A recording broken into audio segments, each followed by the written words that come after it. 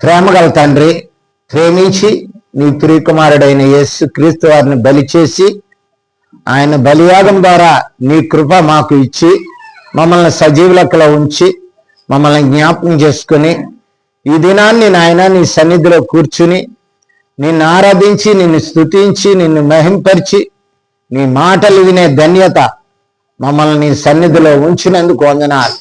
నాయన కొద్ది నిమిషాలు జ్ఞాపకం చేసుకునండి. గ్రహించుకునే హృదయం, హత్తుకునే మనసును మాకు ఇవ్వండి. ఎన్న మాటలు విని మర్చిపోయి మేము మోసపోకుండా ఆ మాటలు మా హృదయంలో దాచుకొని వాటి ప్రకారం జీవించే ధన్యత మా అందరికీ దయచేయండి.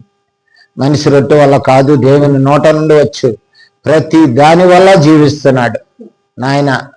కనుక నాయన ఇదిగో మా జీవమైన నీవు మాతో కొద్ది నిమిషాలు మాట్లాడి జీవాన్ని పోగొట్టుకున్న మాకు నూతనమైన ఉజ్జీవాన్ని ఇచ్చి మమ్మల్ని బలపరచండి. నీ వాక్యపు వెలుగులో కొద్ది నిమిషాలు ఉంచండి. నీ పరిశుద్ధాత్మ ద్వారా ముద్రించండి. గ్రహించుకునే హృదయాన్ని, హత్తుకునే మనసును మాకు ఇవ్వండి. యేసు క్రీస్తు నామమును బట్టి వేడుకుంటున్నాము తండ్రి, ఆమేన్. చదువుకున్న లేఖన భాగంలో ఇవాళ కొంత విషయం నేర్చుకుందాం. ఒక విషయాన్ని మరి 8వ కీర్తన దావీదు గారు రాసినటువంటి ఈ కీర్తనలో 4వ వచనాన్ని మరి మరొకసారి మనం జ్ఞాపకం చేసుకున్నాము.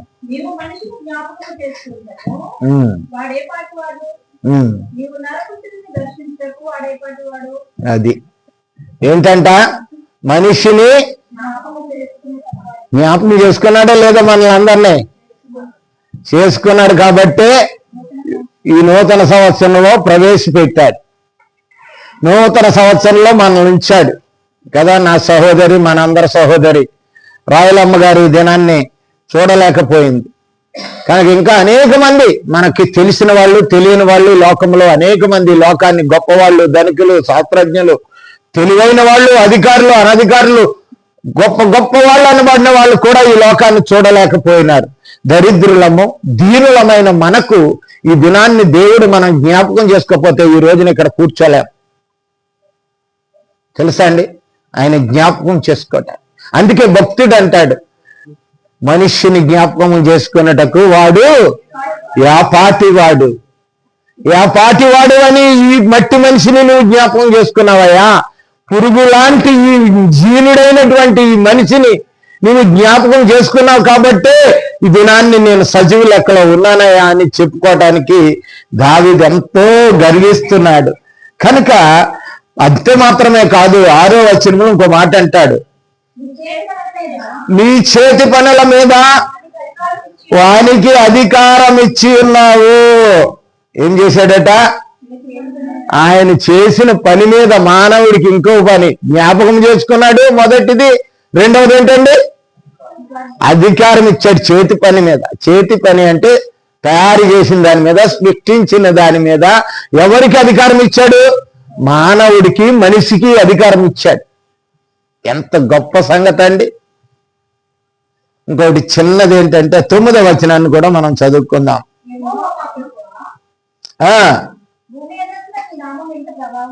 ఎంత ప్రభావం గలది, భూమి మీద అంతటా ఎంత ప్రభావము గలది అని మనము నేర్చుకుంటున్నాం. ఈ దినాన్ని మనం ఒక కొత్త విషయాన్ని, మరి ఇది కొత్త విషయం అంటే ఒక్క మాట ఇది, కానీ చాలా పొడుగైపోయింది. నేను ధ్యానం చేసి చేసి చేసి ఎక్కువ అయిపోయింది. ఏదేమైనప్పటికీ మనం ధ్యానం చేసుకున్నాం ఈ విషయాన్ని. మరి చూసినట్లయితే ఒక్క విషయం గమనించాలి, మనము సృష్టించింది దేవుడు కాదండి. మనం సృష్టించింది ఏదైనా సరే అది మాత్రం దేవుడు కానే కాదు. మనసును పెట్టండి, మనల్ని సృష్టించిన వాడే దేవుడు. మనల్ని సృష్టించిన వాడే దేవుడు. మనము సృష్టించింది దేవుడు కానే కాదు. మనము సృష్టించిన వాడికి మనమే దేవుళ్ళు. నువ్వే తయారు చేసావో దాన్ని ఎవరు చేశారా అంటే వాడి పేరే వస్తుంది. అట్లాగే మనం సృష్టించిన దానికి మాత్రం మనమే దేవుళ్ళం. అలాగే మనల్ని సృష్టించిన వాడు మాత్రము దేవుడు. మనల్ని సృష్టించిన వాడు దేవుడు. కనుక సృష్టి వేరు, సృష్టికర్త వేరు. కనుక సృష్టికర్త ఒకటి కాదు. లోకంలో చాలా మోసపోతున్నది మానవుడు. ఎక్కడంటే సృష్టికర్త ఒకటి అనుకుని సృష్టిని ఆరాధించడం మొదలుపెట్టారు, సృష్టిని పూజించడం మొదలుపెట్టారు. సృష్టే మాకు దైవం అయిపోయింది అనే రీతిలోకి మానవుడు వచ్చేసాడు. సృష్టికర్తను మర్చిపోయారు. సృష్టికర్తను మర్చిపోయి ఆ సృష్టికర్తను జ్ఞాపకం చేసుకోకుండా ఈ సృష్టిలో ఉన్న వాటిని అనుభవిస్తున్నాడు, దాని మీద అధికారం అనుభవిస్తున్నాడు. దేవుడిచ్చాడని ఈ సృష్టే నాకు దైవంగా భావించే వ్యర్థమైన మనుషుల యొక్క స్థితిని ఈ రోజుని దేవుడు కొన్ని విషయాలు మాట్లాడుతున్నాడు. కనుక చూసినట్లయితే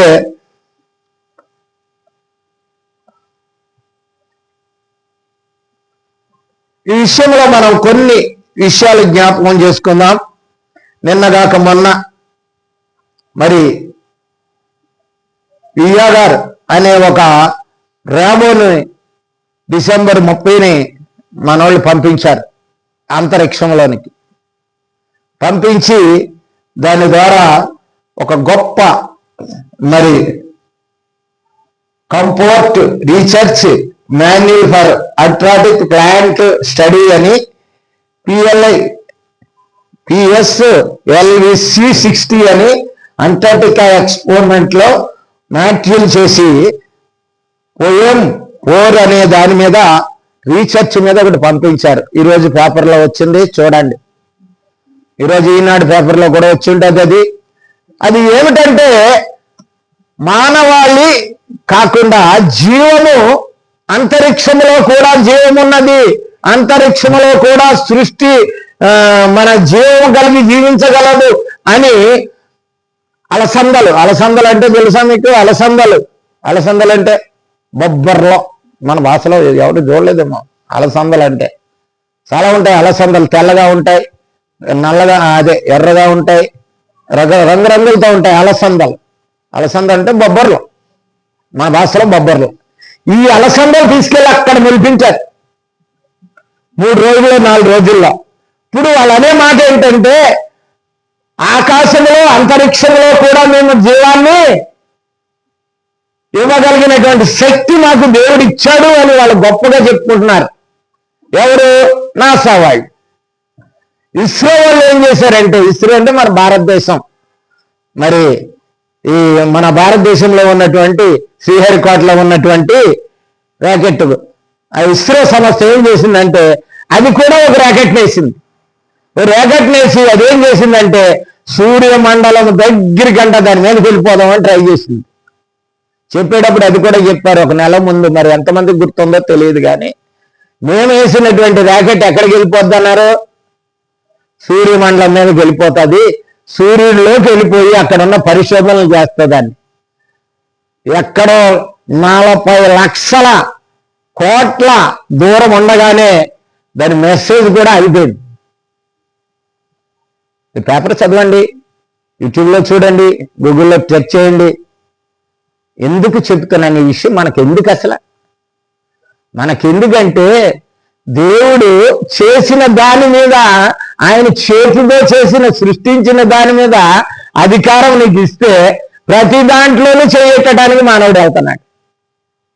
దేవుణ్ణి ధిక్కరించినట్టు, దేవుని అధికారాన్ని ధిక్కరించినట్టు చేసి ఈనాడు ఫెయిల్ అవుతున్నాడు మానవుడు.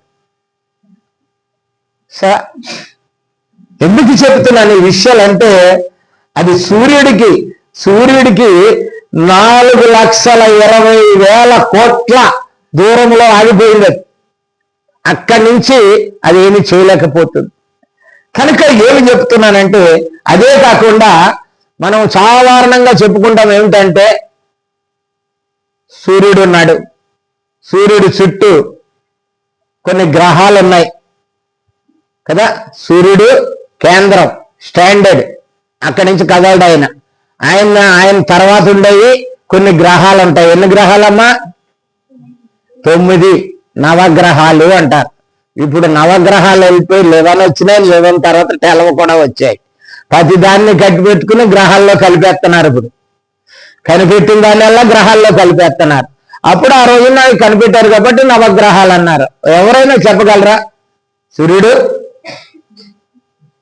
బుద్ధుడు, బృహస్పతి, శుక్రుడు, శని, అరుంధతి, ఇంకా ప్లాటో, ఇంకా నవగ్రహాలు ఉన్నాయి.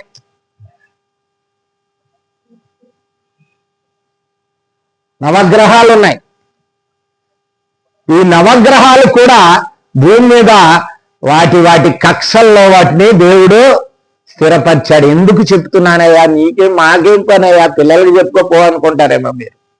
కానీ మన జీవితాలకి ముడిపడిన విషయం ఇది, మన బ్రతుకులకి ముడిపడిన విషయం ఇది. మనం జీవిస్తున్నామంటే అవన్నీ అక్కడ ఉండవలసినవే. మనం ఇక్కడ బ్రతుకుతున్నామంటే, చల్లగా క్షేమంగా బ్రతుకుతున్నామంటే అవన్నీ అక్కడ ఉండవలసినవే. గమనించండి ఒక్కసారి. అంత మాత్రమనే కాదు, మొన్న రీసెంట్గా కనిపెట్టిన దాంట్లో కూడా ఈ యొక్క సూర్యుడు కూడా తిరుగుతాడట. రీసెంట్గా కనిపెట్టారు. అది సూర్యుడు కూడా, నాసా కనిపెట్టింది, సూర్యుడు కూడా తన చుట్టూ తాను తిరుగుతుంది. అది కూడా తిరిగే గోళమే. కనుక ఇంత తిరుగుతున్నాయి కదా, ఏది తిరగకపోయినా, ఏది కక్ష తప్పిన, కక్ష అంటే మీకు అర్థమైందో లేదో వివరించాలనుకుంటున్నాను నేను. కక్ష అంటే ఏంటమ్మా? కక్ష తెలుగులో చెప్పండి, మన భాషలో చెప్పండి.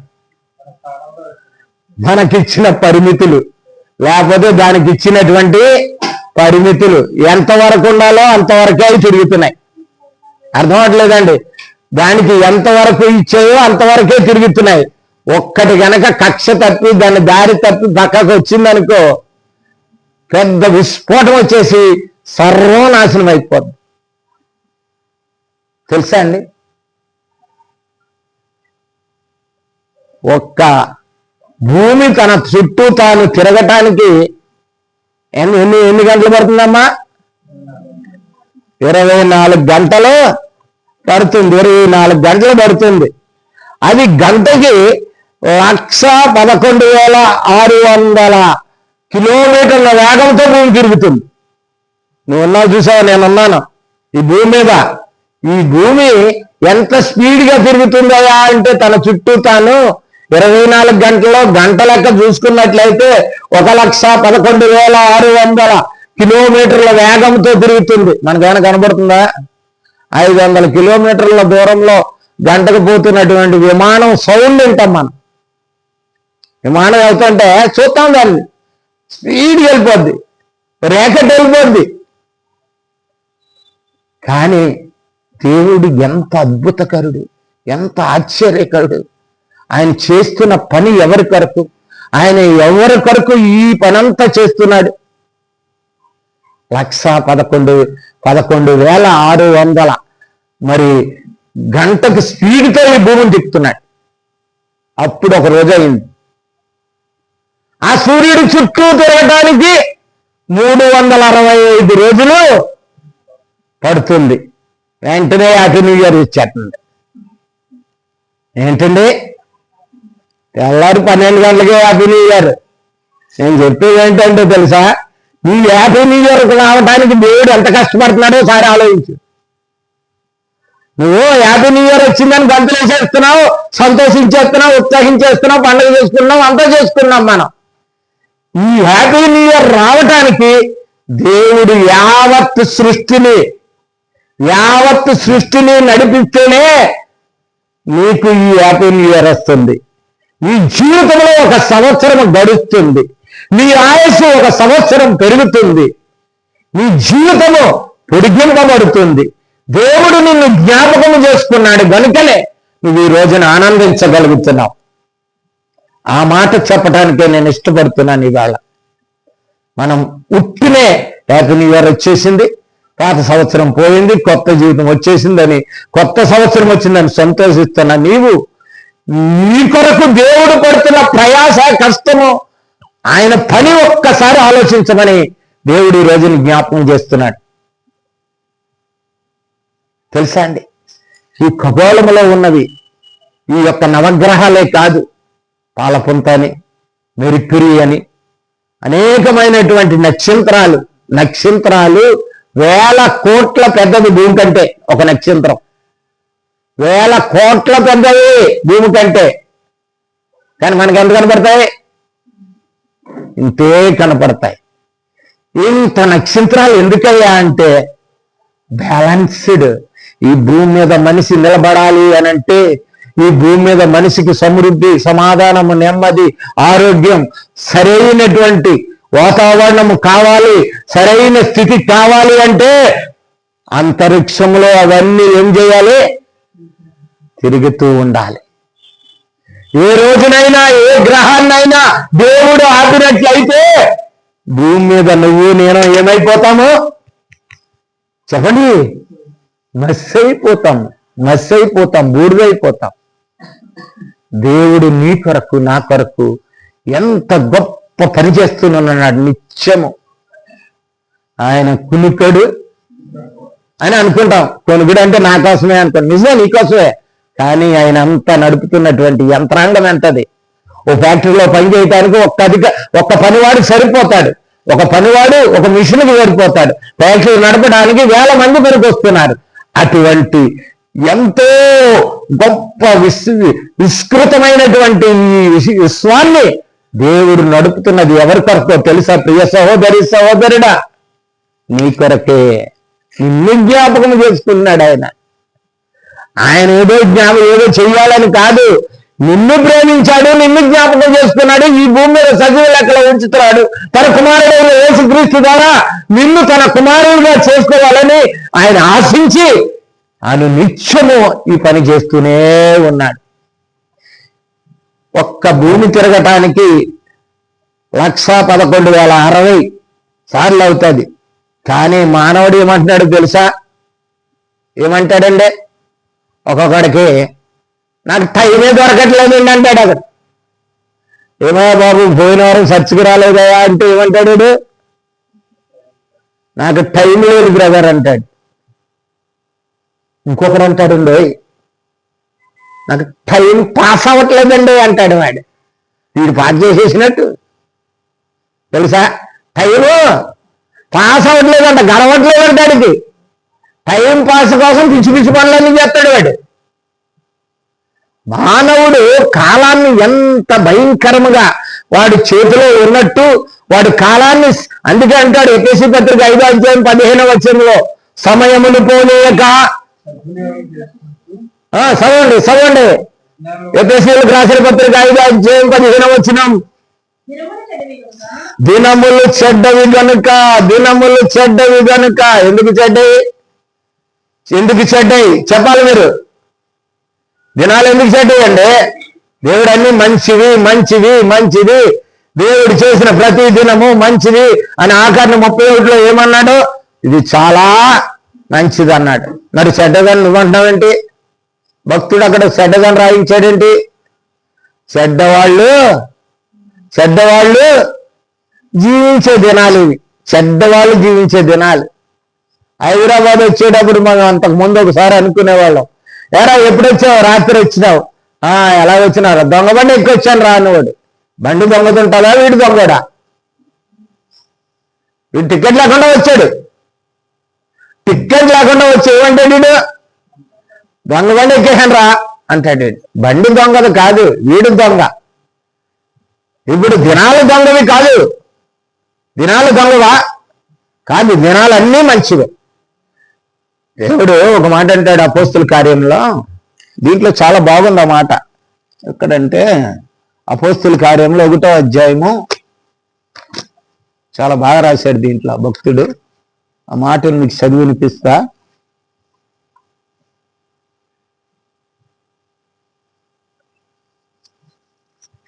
7వ వచనం.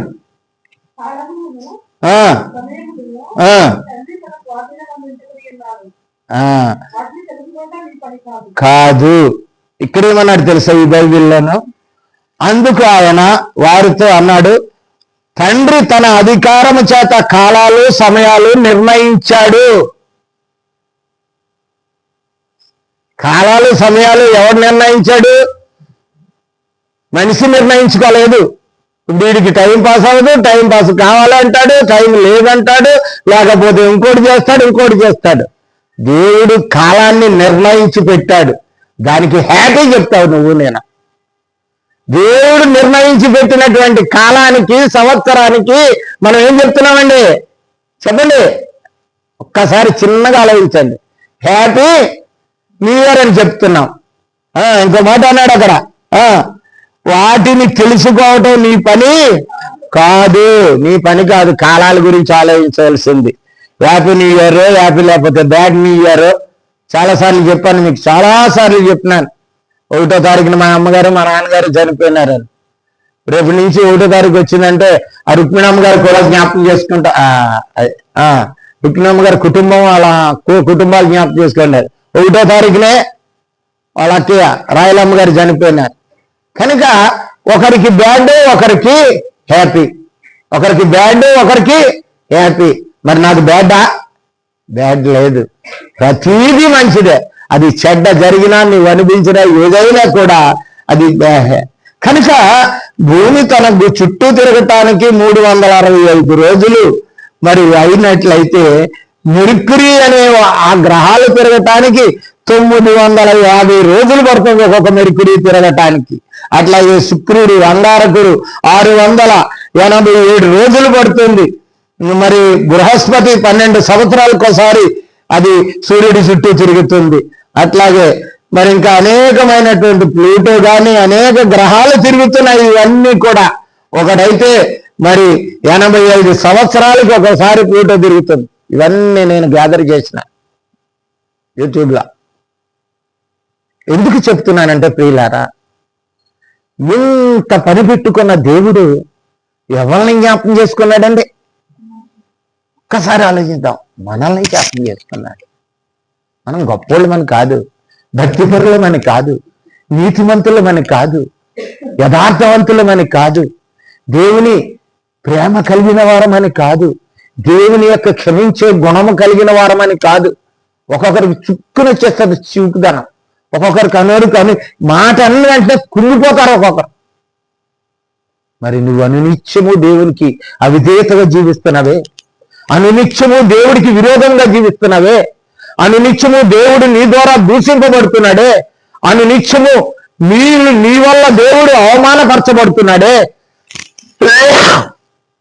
దేవుని నమ్ముకున్న నీవు దేవునికి ఏ విధమైన ఘనత, మహిమ, ప్రభావములు చెల్లించలేని జీవితం జీవిస్తున్నావే. నిన్ను బట్టి దేవుడు ఎంత కృంగిపోవాలి ప్రియ సహోదరి సహోదరుడా. కానీ ఆయన ఏ రోజు కూడా నిన్ను విడిచిపెట్టలేదు. ఆయన జ్ఞాపకం చేసుకుంటూనే ఉన్నాడు. ఒక మాట అంటాడు యోబు గారు 34:12 అనుకుంటాను. యోబు 34:12 అనుకుంటాను. ఒకసారి చూడండి అమ్మా, సరిగా మంచిగా చదవండి. దేవుడు ఏమాత్రమును దుష్కార్యము చేయడు, సర్వశక్తుడు న్యాయము తప్పడు. ఎవరైనా భూమిని, భూమి మీద ఉన్న జనులను, మనలకు ఆయనకు అప్పగించినా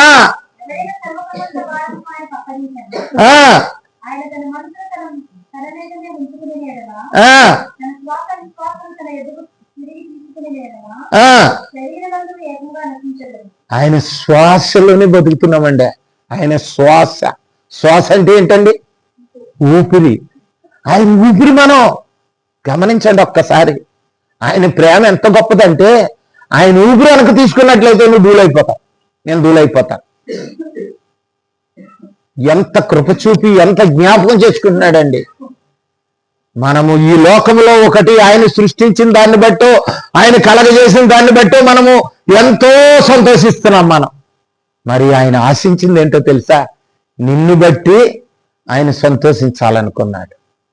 ఆయన కుమారుడైన క్రీస్తులో నీవు క్రైస్తవుడిగా జీవించి ఆయన ఆజ్ఞలను అనుసరించి బ్రతికి ఆయనకిష్టుడిగా జీవించినట్లయితే ఆయన మహిమ దొరుకుతుంది. ఏమన్నాడు ఒకసారి యేసుప్రభు వచ్చిన వాడు లూకాసు వార్త 1:14 ఏమన్నాడు ఆయన?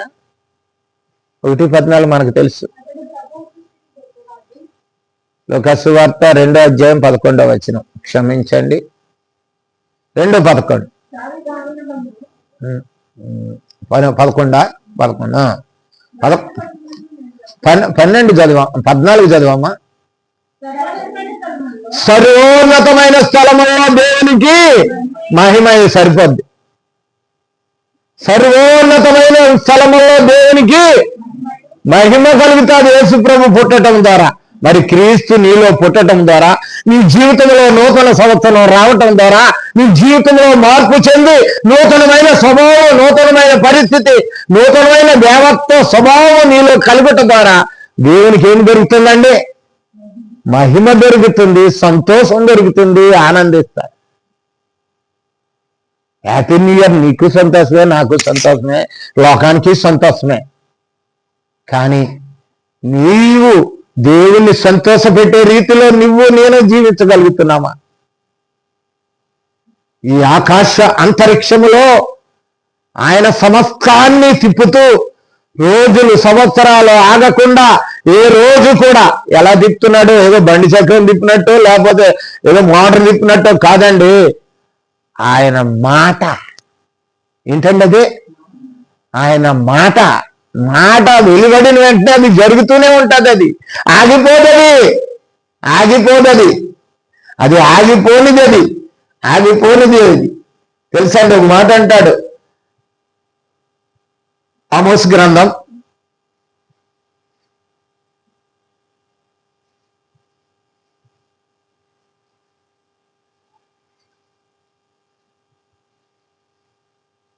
9వ అధ్యాయం 6వ వచనం. ప్రియులారా, ఆకాశమందు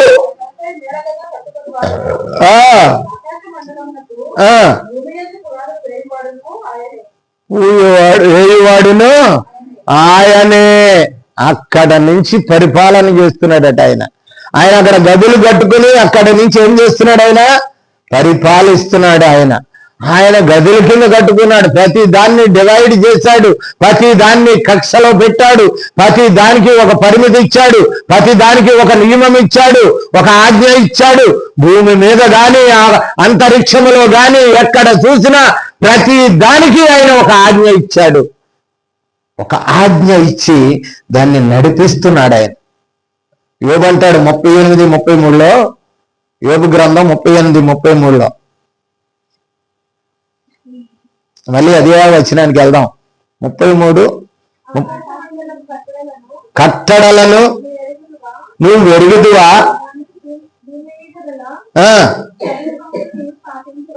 అది ఏమిటండి దాని అర్థం? ఆయన అక్కడ కట్టడలు పెట్టాడు, భూమి మీద ఉన్న దాన్ని ప్రభుత్వం చేస్తున్నాడు, ఆయన నడిపిస్తున్నాడు. ఆయన ప్రతి దానికి ఆకాశంలో కట్టెలు పెట్టాడు, ఆకాశంలో నియమ నిబంధనలు పెట్టాడు. ప్రతి నక్షత్రానికి, ప్రతి సూర్యుడికి, చంద్రుడికి, ప్రతి నవగ్రహాలకి, నక్షత్రాలకి, పాలపుంతకి, మెరిక్యూరీస్ అంటే పెద్ద మొన్న కనిపెట్టారు, బిలాములు ఉన్నాయన్నారు. చీకటి బిలాములు ఉన్నాయి ఆకాశంలో అన్నాడు నాసావాడు. దేవుని సృష్టిలో మనకు తెలిసింది ఎంతో తెలుసా మీకు? ఎంత తెలుసండి మనకి? ఈ ఆకాశం ఎలా చూస్తాం కదా మనం పైకి, ఎంత తెలుసు మనకి? 15% తెలుసు. 100లో 15%. ఎంత పర్సెంట్ తెలియదు? 85% నీకు నాకు కనిపించదు. అంత గొప్ప శక్తి కలిగిన దేవుడు నిన్ను నన్ను జ్ఞాపకం చేసుకున్నాడు. అది విచిత్రము. అంత గొప్ప మహిమ కలిగిన దేవుడు, అంత శక్తి సామర్థ్యము కలిగిన దేవుడు, ఆకాశంలో గదులు కట్టుకుని భూమి మీద ఆయన పరిపాలన చేస్తున్నటువంటి దేవుడు, భూమిని దాని మీద ఉన్న సముద్రము 9:6 లాస్ట్ మాట చదవండి. సముద్ర తీరములను కెరటములను పిలిచి అది వాటికి ఇస్తున్నాడు. ఇంకెళ్ళదు అక్కడికి, ఎలకల పక్క నుంచి. ఒక్క మాట అండి ప్రియ సహోదరుడా, నిన్ను నన్ను జ్ఞాపకం చేసుకుని ఆయన వాక్యానుసారమైన ఆయన ఆజ్ఞల ప్రకారం మనం జీవించినట్లయితే మన జీవితాలకు ఏదైనా హాని చేస్తుందండి? సృష్టి అంతా ఎవరి చేతిలో ఉంది? దేవుని చేతిలో ఉంది. ఆయన సృష్టి అంతటిని పరిపాలిస్తున్నాడు. ఏది ఎక్కడ ఉండాలో. మీరు పౌర్ణమి రోజు సముద్రాన్ని చూసిన వాళ్ళు ఎంతమంది ఉన్నారో కొంతమంది చేతులు ఎత్తండి. పౌర్ణమి రోజు సముద్రాన్ని చూసిన వారు ఎవరైనా పర్వాలే, చూడలేదు మీరు. పౌర్ణమి రోజు వెళ్ళండి అక్కడ.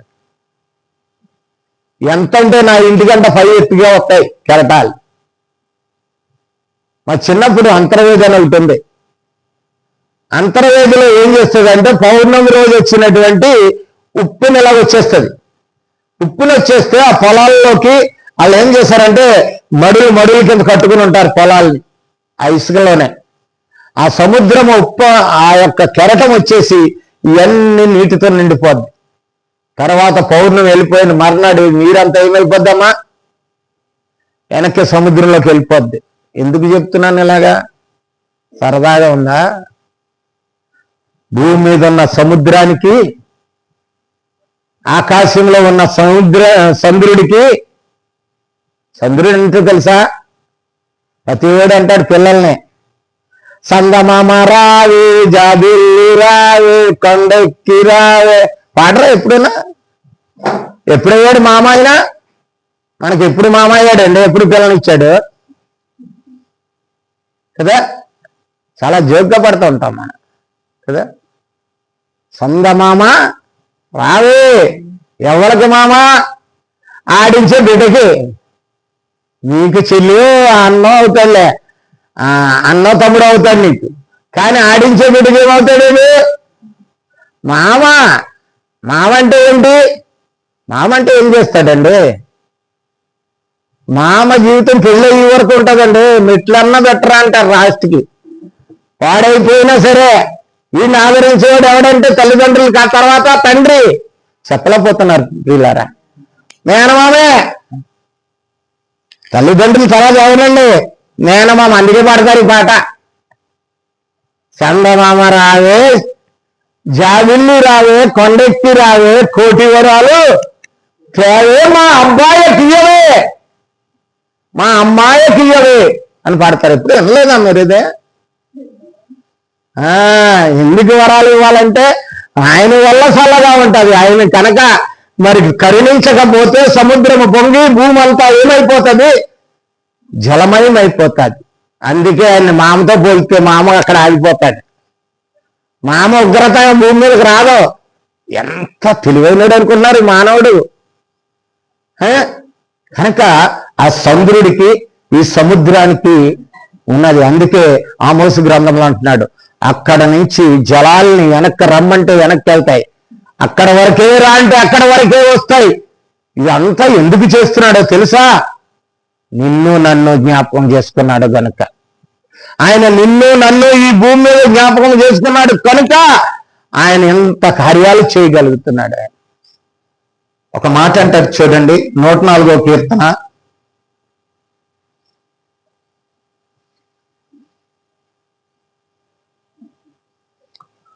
1వ వచనం నుంచి 10వ వచనం వరకు చదువుకున్నట్లయితే, నా ప్రాణమా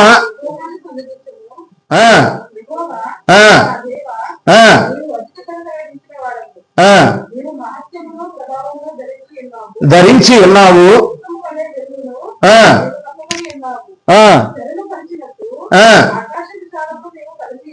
తెరలు పరిచినట్టు, తెరలు టెంట్లు వేసినట్టుగా ఆకాశాన్ని విశాలపరిచావు. ఒకదాని తర్వాత ఒకటి మాకు కనిపించని అదృశ్యమైనటువంటి అనేక తెరలు భూమి మీద ఆకాశంలో ఏర్పరిచావయ్యా భూమి మీద ఉన్న మానవుడి కొరకు. ఎవరి కొరకు ఇవి? భూమి మీద ఉన్న మానవుని జ్ఞాపకం చేసుకున్నాడు గనుక.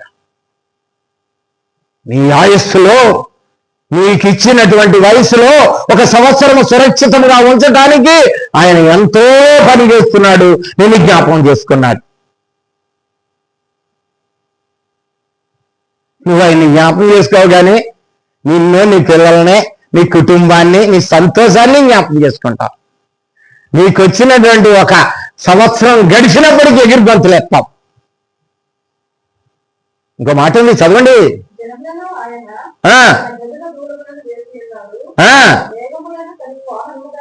వాహనముగా చేసుకొనిచున్నాడు.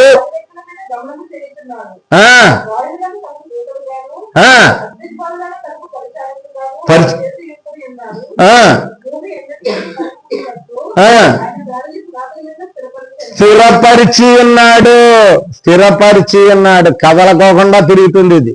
అది నేను చెప్పడానికి ఇష్టపడుతున్నాను. ఏమవుతుందండి, ఇది కనపడుతుంది అది తిరిగినట్టు? అసలు ఎక్కడ తిరగదు, ఇక్కడ వంగం కూడా. అప్పుడప్పుడును భూమి పొరలు కదులుతాయి. కదిలినప్పుడు ఏమవుతుంది? భూకంపం వస్తుంది. పొరలు 4 పొరలు ఉన్నాయి. భూమి 4 పొరలతో ఏర్పడ్డది. ఏ పొర అయినా కొంచెం పక్కకు జరిగింది అనుకో, భూకంపం వచ్చేస్తుంది.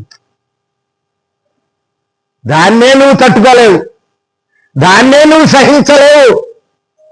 కానీ నిన్ను తెలియకోకుండా ఈ భూమిని ఎంత స్పీడ్లో 1,11,600 కిలోమీటర్ల వేగంతో గంటకు తిప్పుతూ దేవుడు నిన్ను కదలని స్థితిలో నిరపరిచినట్టుగా భూమిని చేస్తున్నాడంటే ఆ దేవుడు నీ మీద నిన్ను ఎంత జ్ఞాపకం చేసుకుని, నీ మీద ఎంత కృప చూపి కనికరించి ఈ రోజు నిన్ను నూతనమైన సంవత్సరంలో ప్రవేశపెట్టాడు. ఒక్కసారి ఆలోచించుకుందాం ప్రియులారా. బతికిపోయాము, మాకేమీ రాలేదు, మాకు సంతోషం వచ్చిందని ఆనందిస్తున్నావే, దీని వెనక దేవుడు నీ మీద చూపిన వాత్సల్యత, నీ మీద చూపిన ప్రేమ ఎంత గొప్పదో ఒక్కసారి ఆలోచించు. అంత మాత్రమనే కాదు, నువ్వు నేను చెడిపోయి నరక యోగ్యులమయ్యన్నావు అని ఎరిగి తన అద్వితీయ ప్రియకుమారుడైన యేసుక్రీస్తును నీ కొరకు మానవ శరీరాకారంలో ఈ లోకానికి పంపించి ఆయన కలవరశిల మీద బలి చేసి ఆయన చిందించిన పరిశుద్ధ నిర్దోష నిష్కలంక రక్తము ద్వారా నీ పాపాలు శాపాలు కడిగి నిన్ను క్షమించి తన బిడ్డగా చేసుకుని ఈ రోజున ఆయన సన్నిధిలో కూర్చోబెట్టాడంటే నిన్ను ఎంతగా జ్ఞాపకం చేసుకున్నాడు ఆయన. ఒక్కసారి ఆలోచిద్దాం ప్రియులారా. దేవునికి ఏం కృతజ్ఞతగా బ్రతకగలుగుతున్నాం మనం, ఏమిటి మహిమార్థంగా బాగగలుగుతున్నాం మనము. ఒక మనిషి ఒక వస్తువు ఇస్తే థ్యాంక్స్ అని చెప్తావే, ఒకసారి పలకరిస్తే చాలు థ్యాంక్స్ అండి అంటావే. ఒకటి ఏదన్నా నీకు కలిగినట్లయితే వాడికి థ్యాంక్స్ చెప్తున్నావే. సమస్తాన్ని నీ కొరకు ఏర్పాటుతున్న దేవునికి నువ్వేం చెప్పగలుగుతున్నావు? నీ జీవితం ద్వారా, నీ బ్రతుకు ద్వారా ఏం చెప్పదలుచుకున్నావు? నువ్వు ఇంత చేస్తున్నావా ప్రభు? నా కోసమేనా? నేను మార్చుకుంటానయ్యా. ఈ నూతన సంవత్సరంలో నా స్థితిని మార్చుకుంటాను, నా స్వభావాన్ని మార్చుకుంటాను, నా మనసును మార్చుకుంటాను, నా ఆలోచన మార్చుకుంటాను, నా స్థితి మార్చుకుంటాను, నా స్థితిగతులు మార్చుకుంటానయ్యా. నా సమస్తాన్ని మార్చుకొని నేను నూతన స్వభావమైనటువంటి క్రీస్తు స్వభావం కలిగి బ్రతుకుతానయ్యా. నిర్ణయించుకున్నావా లేదా? నూతనముగా చేయబడటానికే నిన్ను ఆయన కుమారుడైన యేసుక్రీస్తును ఈ లోకానికి పంపించాడు. నువ్వు నూతనంగా మారడానికే ఆయన ఈ సృష్టి అంతటిలో నువ్వు ఒక నూతనమైనటువంటి స్థితిలో మారాలనే ఆయన చెడిపోయిన మనలను, మరి చెత్తలాంటి జీవితము కలిగిన మనలను ఉత్తమమైనటువంటి క్రీస్తు స్వారూప్యములోనికి మార్చటానికే నిన్ను నన్ను దేవుడు ఈ రోజుని జ్ఞాపకం చేసుకున్నాడు. ఏమో బ్రతికాను, నాకు ఆరోగ్యం ఉంది, కండ ఉంది, శరీరంలో బలం ఉంది, శక్తి ఉంది, మందులు ఉన్నాయి, డబ్బులు ఉన్నాయి అని అనుకుంటున్నావేమో నీవు. ఆయన చూపుతున్నటువంటి కృప మాత్రమే నన్ను ఈ రోజున కాపాడింది. కొన్ని మాటలను జ్ఞాపకం చేసుకుందాం. చూడండి, ద్వితోపదేశకాండం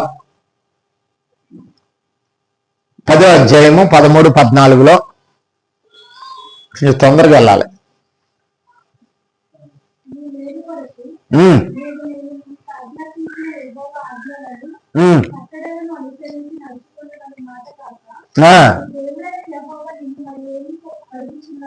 ఏమి అడుగుచున్నాడు చూడు.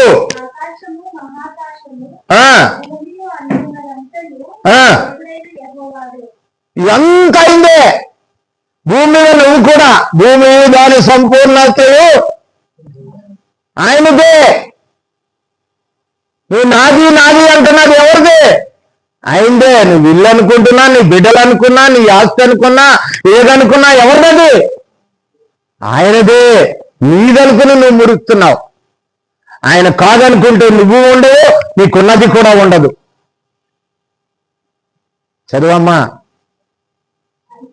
అయితే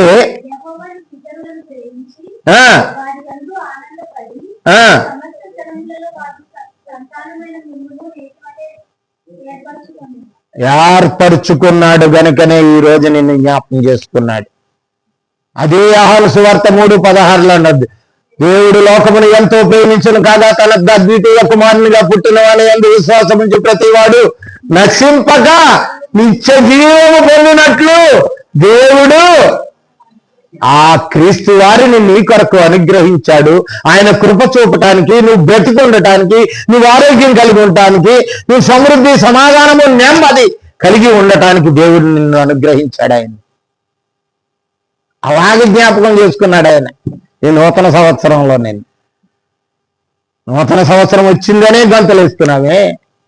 దేవుడు చేస్తున్నటువంటి నీ కొరకు ఆయన పడుతున్న ప్రయాస, ఆయన చేస్తున్నటువంటి ప్రయాస అంతా ఒక్కసారి ఆలోచించి ప్రియ సహోదరి సహోదరుడా, ఒక్క భూమి మీద ఉన్నటువంటి నీ కంటికి కనపడుతున్నటువంటి 15% దృశ్యానికి అదృశ్యమైన సంగతులు 85% నీకు కనిపించనివి దేవుడు నీ కొరకు ప్రయాసపడుతున్నవే.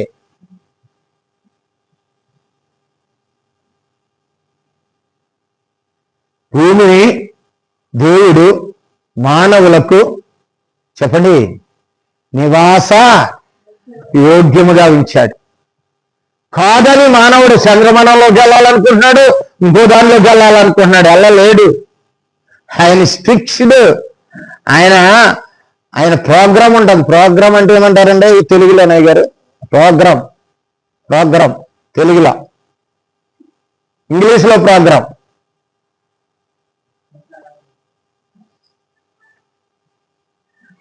ఏమంటారంటే ప్రాజెక్ట్. అది కూడా ఇంగ్లీషే.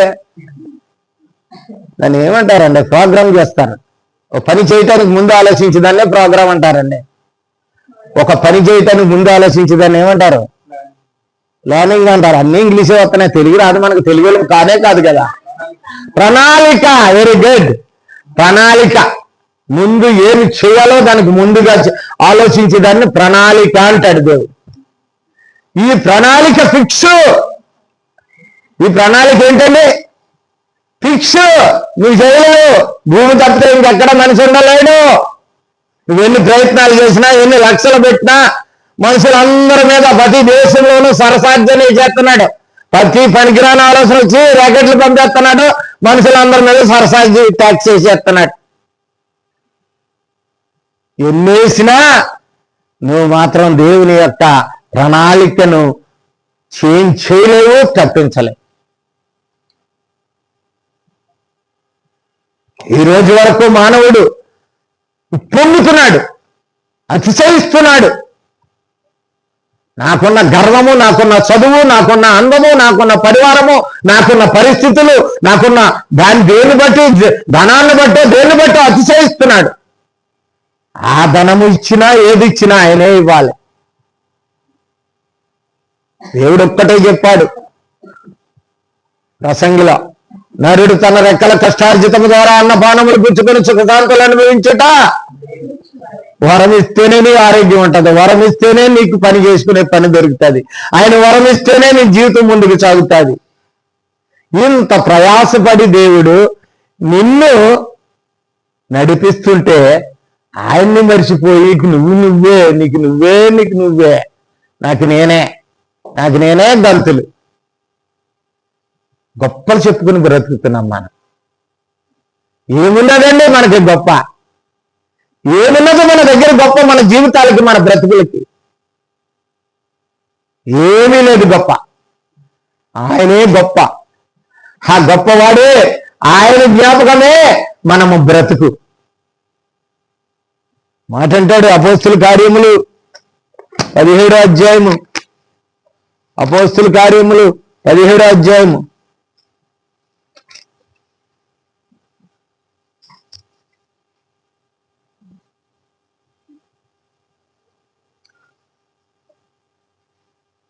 ఇరవై 24.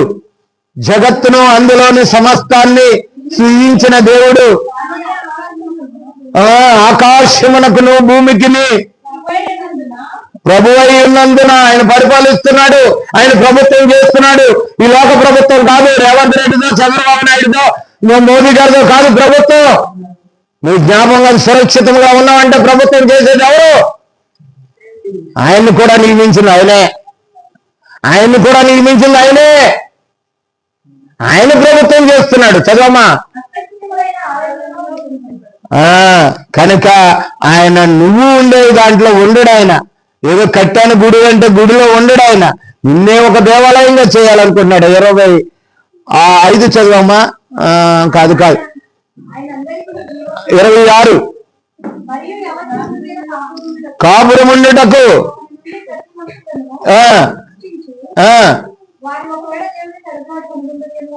కనుగొందురేమో అని ఈ కృప చూపుతున్నటువంటి దేవుడు, ఈ రోజున నన్ను జ్ఞాపకం చేసుకున్న దేవుడు, నన్ను సజీవ లెక్కలో ఉంచిన దేవుడు, నాకు మేలు చేసిన దేవుడు, నా జీవితంలో 1 సంవత్సరం ముందుకు తీసుకెళ్లిన దేవుడు, 25 సంవత్సరంలోనికి నాకు 2025 సంవత్సరంలోనికి ప్రవేశించిన దేవుడు, ప్రవేశపెట్టిన దేవుడు. చదువమ్మా. ఆయన్ని వెతకటానికే ఇవన్నీ నడిపిస్తున్నాడు. నువ్వు తెలుసుకుంటున్నావా? కదండి.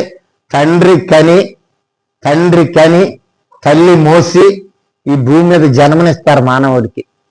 మనకి దృశ్యాలు చెప్తున్నాను నేను.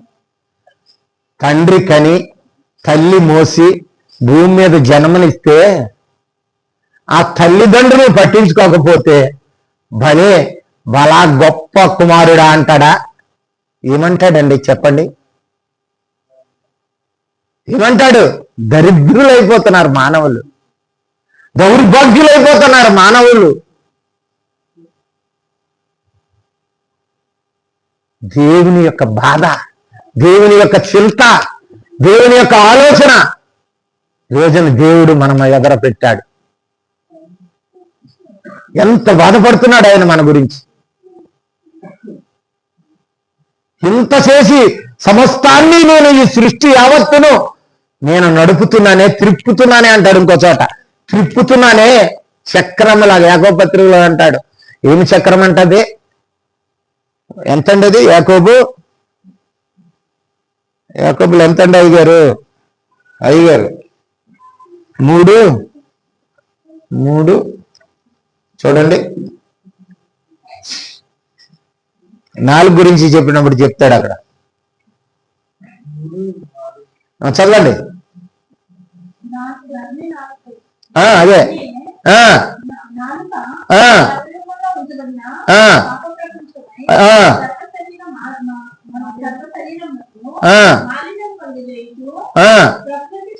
ప్రకృతి చక్రమును తిప్పుతున్నాడు ఆయన. ఏం తిప్పుతున్నాడండి? ప్రకృతి అనే చక్రాన్ని, సృష్టి అనే చక్రాన్ని తిప్పుతున్నాడు. సూర్యుడు ఆగట్లేదు, చంద్రుడు ఆగట్లేదు, అంగారకుడు ఆగట్లేదు, ఎవరు ఆగట్లేదు. అలాగే తిప్పుతున్నాడు ఆయన.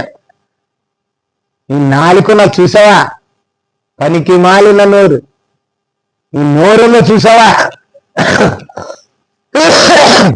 దేవుని స్తుతించడానికి, దేవుణ్ణి మహింపరచడానికి, నీకు ఆహారం పోవడానికి ఒక నోరునిచ్చాడు. చూసావా? అందుకే అంటాడు యాకోబు పత్రికలోనే 2వ అధ్యాయం అనుకుంటాను, 11, 12 చూడండి.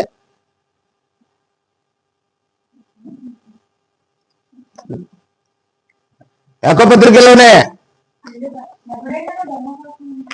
2:11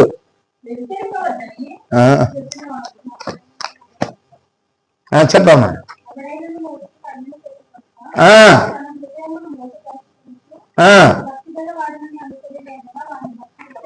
అర్థమే. ఇంకా యాకోబు పత్రికలో నాకు రావట్లేదు.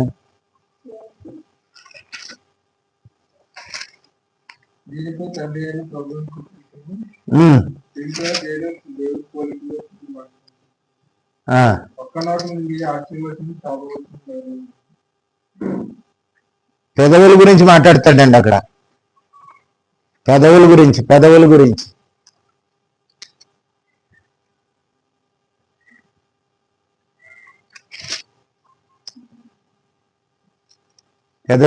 మాట్లాడతాడు. అది 3వ వచనంలో ఉంది, యాకోబులోనే.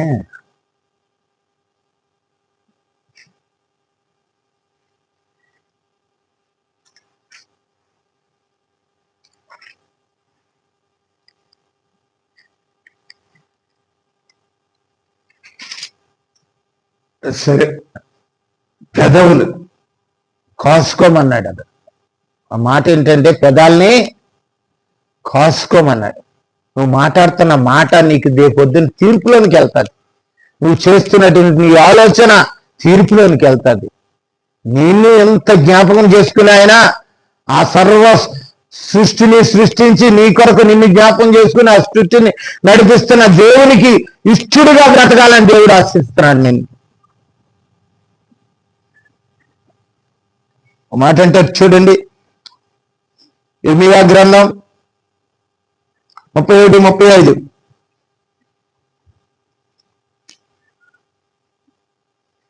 తొందరగా ఒక పావు గంటలో ముగించేసుకోవాలి మనం.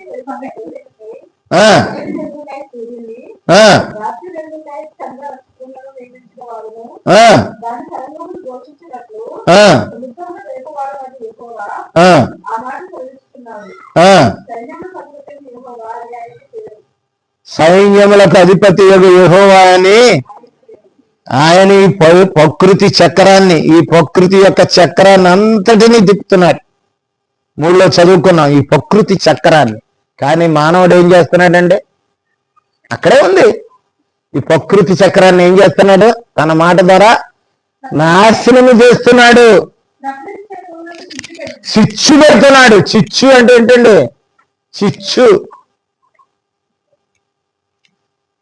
చిచ్చు అంటే గొడవ అండి. చిచ్చు అంటే మరి అదే, దాన్ని ఏమంటారు? చిచ్చుని తెలుగులో సరైన అర్థం ఏంటంటే గొడవలు ఏమంటారు? తగాదాలు పెడుతున్నాడు. దేవుడు సృష్టించిన దానిలోనే వీడు తగాద పడుతున్నాడు. వీడే తగాద పడుతున్నాడు. ప్రకృతి కూడా తగాద పెడుతున్నాడు. కానీ దాన్ని ఏళ్ళు పెడుతున్నాడు. అదేంటి ఇదేంటి అంటున్నాడు, చేస్తున్నాడు. ప్రకృతి క్రమాన్నే పాడు చేస్తున్నాడు. ప్రకృతి క్రమంలో ఉన్న మానవుని యొక్క జీవితాన్నే పాడు చేస్తున్నాడు. దేవుడు ఎంత ప్రేమించి నిన్ను ఎంత జ్ఞాపకం చేసుకుని సజీవ లెక్కలో ఉంచి నిన్ను చేస్తే, నీవు కూడా ఇతరులను ప్రేమించవలసిన నీవు, ఇతరుల్ని గౌరవించవలసిన నీవు, ఇతరుల్ని క్షమించవలసిన నీవు, ఇతరులకు మంచిగా ఉండవలసిన నీవు, సహోదర ప్రేమ కలిగి జీవించవలసిన నీవు ఈ రోజున చిచ్చు పెడుతున్నావు. దేనికి? ప్రకృతి విరుద్ధముగా తిరుగుతుంది కదండి. వెనక్కి తిరిగింది అనుకోండి చక్రం, మోటార్ సైకిల్ వెనక్కి తిరిగితే వెళ్తుందా? వెళ్ళదు జీవితం. కనుక ముందుకు తిరిగితే చిచ్చు ఉండదు, ముందుకు తిరిగితే సాగిపోతుంది జీవితం. దేవుడు అదే చెప్పదలుచుకున్నాడు. ఇంకొక మాట, 2 మాటలు నేను నేర్చుకుని ముగించేద్దాం అనుకుంటున్నాను.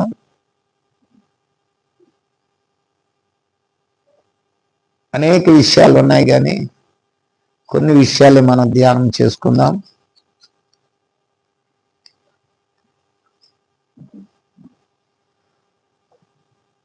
సామెతల గ్రంథం 16వ అధ్యాయం 4వ వచనం.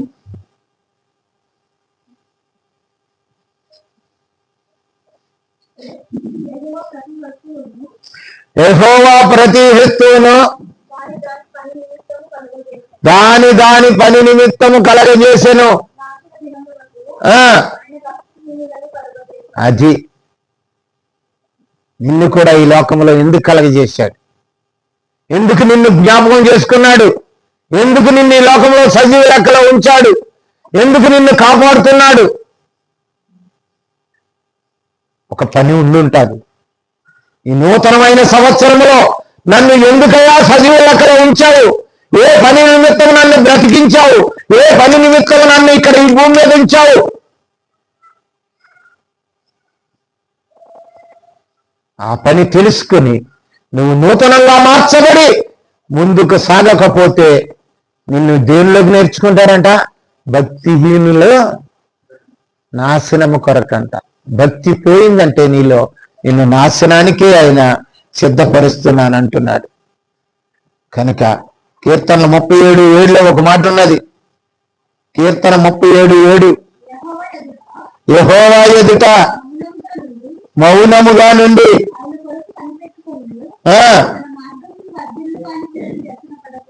వ్యసన పడకము. వ్యసన పడటము అనేది మానవునికి సహజమైపోయింది. వ్యసనం అనేది ఒక రోగం అయిపోయింది. ఇతర వాళ్ళని చూసి ఓర్చుకోలేడు, ఇతరులను చూసి సహించలేడు.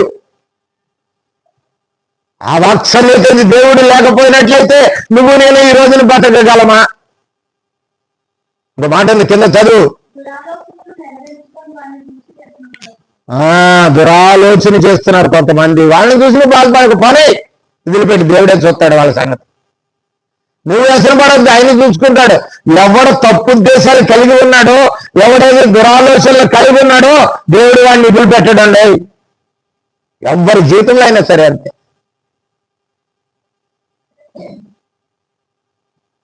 ఎందుకు చెబుతున్నానంటే ప్రియులారా, దేవుని యొక్క జ్ఞాపకం చేసుకున్నాడు. ఆయన నిన్ను జ్ఞాపకం చేసుకున్నాడు. తన కుమారుడైన క్రీస్తు లాగా నువ్వు ఉండాలని జ్ఞాపకం చేసుకున్నాడు. తిట్టినోళ్ళని తిట్టలేదు, కొట్టినోళ్ళని కొట్టలేదు, ఒక ఆయుధము లేదు, ఒక కర్ర పట్టలేదు, కత్తి పట్టలేదు, ఏమీ పట్టలేదు. ప్రేమ అనే ఆయుధాన్ని ధరించుకొని ఈ లోకాన్ని జయించి జయశాలిగా వెళ్ళిన యేసుక్రీస్తు పేరు పెట్టుకున్నావు నువ్వు. ఆయనలో ఉన్న స్వభావం నీలో ఏమున్నది? ఈ నూతన సంవత్సరంలో ఏ స్థితిలోనూ మార్చబడ్డావు? ఈ నూతనమైన జీవితం ఎలాగుంటుంది? ఇక ఒక్కసారి ఆలోచించి. యావత్ సృష్టిని తిప్పుతున్నాడు ఆయన. యావత్ సృష్టిని ఆయన తిప్పుతున్నాడు. యావత్ సృష్టిని ఆయన కలిగిస్తున్నాడు. ఒక మాట చదువుతాను చూడండి. కీర్తనలో 148:6. ఇది చాలా ముఖ్యమైనటువంటి కీర్తనది.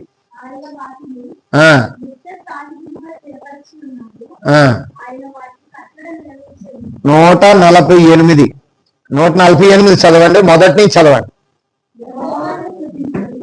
యెహోవాను స్తుతించుడి, ఆకాశవాసులారా యెహోవాను స్తుతించుడి, ఆయనను స్తుతించుడి, ఆయన దూతలారా మీరందరూ ఆయనను స్తుతించుడి, ఆయన సైన్యములారా. ఆయన సైన్యం అంటే ఎక్కడ ఉందనుకోకండి, మనం ఎవరో. అవునా? అది గుర్తుంటే చాలా వందనాలు తల్లి, వందనాలు మనకి. ఆయన సైన్యములారా మీరందరూ ఆయన్ని స్తుతించుడు, సూర్య చంద్ర నక్షత్రములారా ఆయనను స్తుతించుడి. సృష్టి అంతా, ఇదంతా చూస్తే 6వ అధ్యాయం వరకు చూస్తే సృష్టి అంతా స్తుతింటుందండి దేవుణ్ణి. అయ్యా నాకు ఇంకొక పని ఇచ్చావా, నేను ఈ భూమికి వెలిగిమ్మన్నావా, రాత్రికి వెలుగ్గా ఉండమన్నావా అని చంద్రుడు అంటున్నాడు. పగలు ఈ చెట్లు శ్యామలు ఇవన్నీ పండి ఈ మానవుడికి పుడ్డినివ్వటానికి, ఈ మానవుడికి ఆహారం ఇవ్వటానికి ఇచ్చినందుకు వందనాలయ్యా అని అవి చెప్తున్నాయి. నేను మానవుడికి బలి మాంసాన్ని ఆహారాన్ని ఇవ్వటానికి నన్ను ఉంచావా అని జంతువులన్నీ స్తుతింటున్నాయి. ఆయన సముద్రంలో ఉన్న చేపలు స్తుతింటున్నాయి, జీవరాశులు స్తుతింటున్నాయి. మరి నువ్వు నేను ఏం చేస్తున్నామండి మనం దేవునికి? ఈ సంవత్సరంలో ప్రవేశపెట్టినందుకు, ఓ సంవత్సరం ఆయుష్ను మనకి ఇచ్చినందుకు, మన జీవితంలో ఒక సంవత్సరం పొడిగించినందుకు ఏమి కృతజ్ఞత చెప్తున్నాం మనం దేవునికి? ఏ విధంగా స్తుతిస్తున్నాం ఆయన్ని మనం? కింద 2 మాటలు ఉన్నాయి, చదువుతానుగా. పరమాకాశములారా జనములారా ఆయనను స్తుతించుడి, ఇవన్నీ ఎలా పుట్టినాయి? ఆయన మాట వల్ల ఎవరి కోసం సృష్టించాడు? యావత్తు సృష్టిని నీ కొరకు నా కొరకు జ్ఞాపకం చేసుకున్నాడు గనుకనే సృష్టించాడు. నిన్ను హెచ్చించాడు, వాటినన్నిటిని వాటి స్థానంలో ఉంచాడు. దేవదూతల సహితము నీకు దాసులుగాను పనివారిగాను పని పరిచారకులుగాను నిన్ను నియమించాడు. దేవదూతలను నువ్వు నడుస్తుంటే నీ కాలుకు డొక్కు తగలకోకుండా ఎత్తి పట్టుకోవడానికి వాడికి పనివాళ్ళు పెట్టండి, కనిపించకపోయినప్పటికీ. ఏ విధంగా చేస్తున్నావు నువ్వు దేవుణ్ణి? దేవుణ్ణి ఏ విధంగా నువ్వు స్తుతించగలుగుతున్నావు? ఏ విధంగా మహింపరచగలుగుతున్నావు? ఒక సంవత్సరం వెళ్ళిందనే సంతోషిస్తున్నావే, కాలాన్ని సృష్టిని ఆరాధిస్తున్నావే, హ్యాపీ అని చెప్పగలుగుతున్నావే. సృష్టిలో కాలానికి ఒక అక్షరం మారినప్పటికీ, ఒక అంకి మారినప్పటికీ నీ జీవితంలో ఉజ్జయిందే నిన్ను అనునిత్యము పోషించి సంరక్షించి కాపాడుకుంటూ వస్తున్నా ఆ దేవదేవునికి ఎట్లా కృతజ్ఞతలు చెప్పగలుగుతున్నావు? ఎంత స్తుతించగలుగుతున్నావు? ఎంత మయంపరచగలుగుతున్నావు నీ జీవితం ద్వారా? ఏది నీలో కొత్తది? నీ మనసు మారలేదు, నీ హృదయం మారలేదు, నీ స్వభావం మారలేదు, నీ స్థితి మారలేదు, నీ బ్రతుకులో ఏది మారలేదు. పాత పండే పాత చింతపండు అంటారు చూడు, పాత చింతపండు ఎలాగైపోద్ది? ఇంకా నీలో పాపం, నల్లానే పాపం నీలో ఇంకా ఉంది. ఎక్కడొచ్చింది నీలో కొత్తదనం? ఎక్కడొచ్చింది నీలో కొత్తదనం? ఇంత చేసి నిన్ను జ్ఞాపకం చేసుకుని ఒక సంవత్సరం నుంచి ఇంకొక సంవత్సరంలోనికి సజీవ లెక్కలో వస్తే ఆయనను స్తుతించుకోకుండా మనమే జీవితం జీవిస్తూ మనమే ఉప్పొంగిపోయి జీవితాన్ని జీవిస్తుంటే దేవుడు ఊరుకుంటాడా? తల్లి ఊరుకుంటాడా? మాట అంటాడు భక్తుడు, ఎవరు? పౌలు గారు రోమియోలకు రాసిన పత్రిక 1వ అధ్యాయము 19, 20, 23 వరకు అంటాడు. ఎందుకనగా ఆయన ఏమి చేస్తున్నాడో మీకు తెలుసు కదా ఈ రోజునే అంటున్నాడు. ఈ రోజు తెలుసు కదా దేవుడు ఏం చేస్తున్నాడో నీ కొరకు, నేను ఎందుకు జ్ఞాపకం చేసుకున్నాడు, ఎందుకు బతికించాడు, కొంతమందిని తీసుకుపోయాడే, నిన్ను ఎందుకు సజీవులతో ఉంచాడు, ఇంకా నీకోసం ఓర్చుకుంటున్నాడే, నీకోసం సహించుకుంటున్నాడే, తన వాత్సల్యతను పోగొట్టుకోలేదులే, ఆయన ప్రేమను నేను ఇంకా చూపుతున్నాడే. ఎందుకు? నీకు తెలియని ఏమన్నది అంత తెలియపరుస్తున్నాడే. సేవకుల ద్వారా, టీవీల ద్వారా, మరి ఇంకా ఏదో యూట్యూబ్ల ద్వారా, అనేక బహిరంగ సభల ద్వారా సేవకులు లేవనెత్తి, పరిచారకులు లేవనెత్తి ఆయన గురించినటువంటి సమాచారం నీకు, ఆయన ఎంత కృపామయుడో, ప్రేమవతుడో, ఎంత మహత్య కార్యములు చేయగల శక్తివంతుడో సమస్తమును తెలియపరుస్తున్నాడే. చదువమ్మా.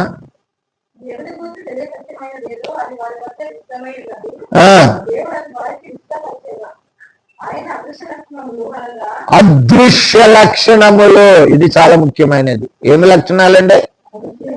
కనపడిన లక్షణము నిన్ను ప్రేమిస్తుంది. ఆయన కనపడని లక్షణమే నిన్ను వాత్సల్యత చూపుతుంది. ఎవడో పక్కన గురించి అట్టుకొచ్చి ఇచ్చినట్టు చాలా థ్యాంక్స్ అండి అని చెప్తున్నావే, కనిపించని ప్రేమ నీ మీద చూపుతున్నాడమ్మా, వాత్సల్యత నీ మీద చూపుతున్నాడయ్యా. నిన్నెంతో పోషించి సంరక్షించి కాపాడి ఈ దినం వరకు సజీవులతో ఉంచుతున్నాడయ్యా. అదృశ్యమైనటువంటి కార్యాలు చేస్తున్నాడు ఆయన. ఆయన మహాకాశములు పట్టజాలని వాడైనా, మట్టి పురుగు లాంటి వాడు అయిన నిన్ను నన్ను ఆయన జ్ఞాపకం చేసుకుంటున్నాడు.